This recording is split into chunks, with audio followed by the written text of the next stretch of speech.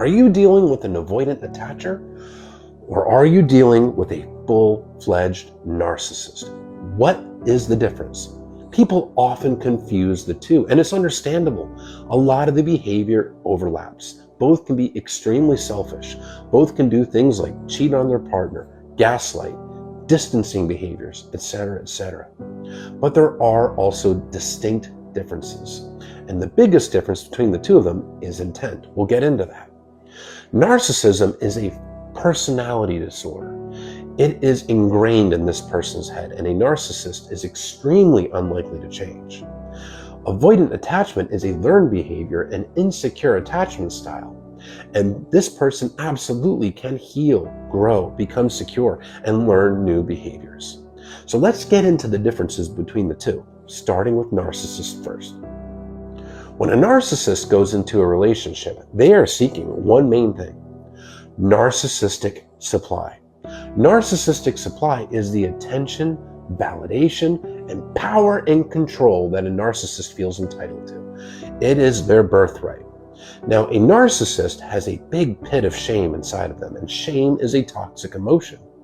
But they don't want to face that shame, so what they do is they create something called a false self. The false self is the image of themselves that they project to the world. And they even delude themselves into believing that their false self is who they really are.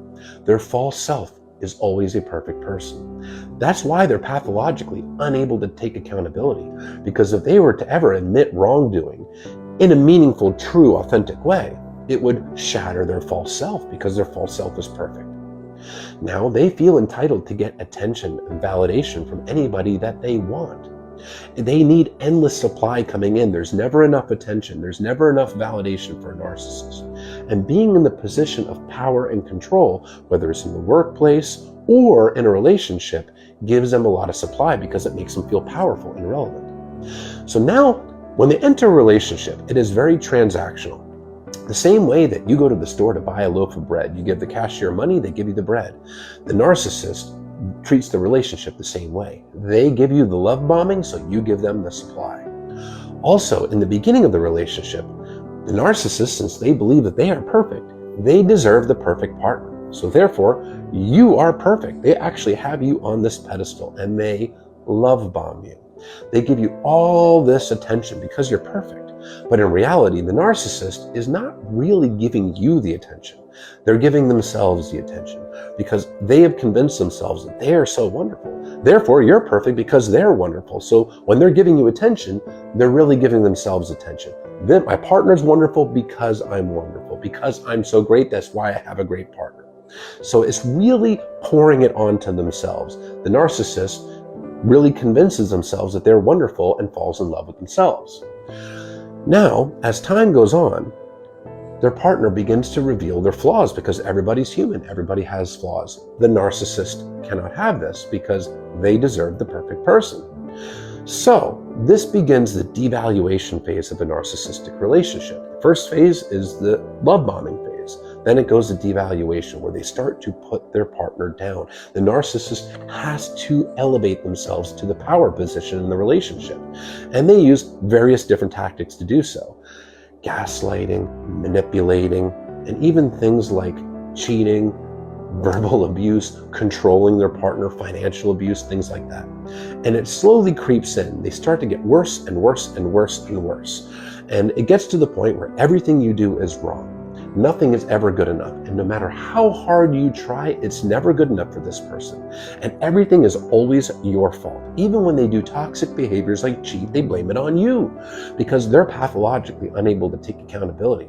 And if they convince you that you're the problem, well, guess what? That elevates them to the power position of the relationship. It means they have control over you.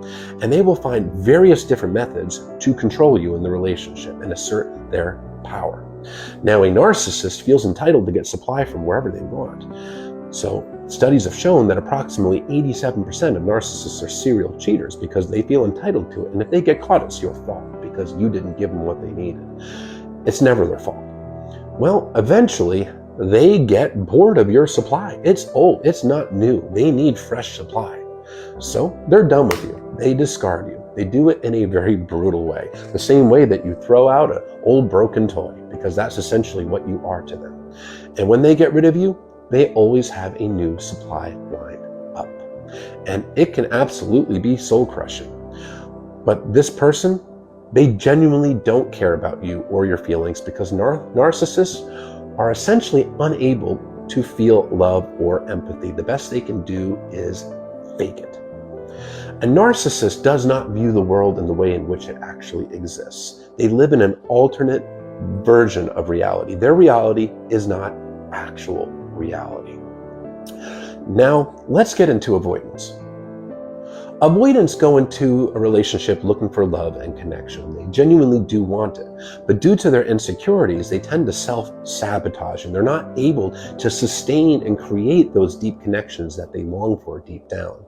Avoidants, they receive consistent childhood emotional neglect as children, and they personalize this neglect, often growing up in households where you don't talk about feelings, very stoic parents.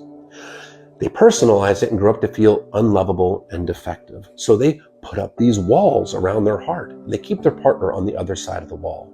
They feel unsafe with emotional closeness due to that big wound of defectiveness. It's also a wound of shame, because their subconscious fear, and sometimes conscious, is that if I let my partner in, my partner is going to figure out that I'm defective. They're going to figure out that I'm not lovable, and they're going to reject and abandon me. So the avoidant feels unsafe with emotional closeness, but they feel very safe with emotional distance.